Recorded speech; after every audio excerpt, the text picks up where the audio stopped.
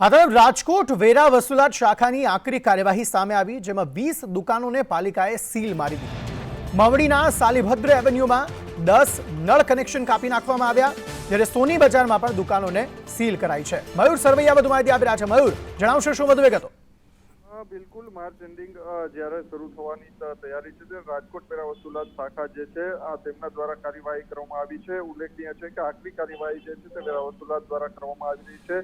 બસ સ્પોટની 10 સહિત 20 દુકાનો જે છે તે મનપા દ્વારા સીલ કરવામાં આવી છે। ઉલ્લેખનીય છે કે મવડીમાં આવેલી ભદ્ર એવન્યુમાં વેરા વસૂલાતને લઈને 10 જેટલા નળ કનેક્શન પણ કાપવામાં આવ્યા છે। તો સાથે સાથે ટેબર રોડ ઉપર આવેલા બસ સ્ટેન્ડ ખાતે 10 દુકાનોના બાકી વેરા વસૂલાત અંગે પણ સીલ કરવામાં આવી છે। તો સંત કબીર અને સોની બજારમાં પણ દુકાનો જે છે તે સીલ કરવામાં આવી રહી છે, એટલે કે જે વેરો નથી ભરતા તેમની સામે મનપાના વેરા વસૂલાત દ્વારા આકરી કાર્યવાહી જે છે તે કરવાની દોર જે છે તે ચાલુ છે।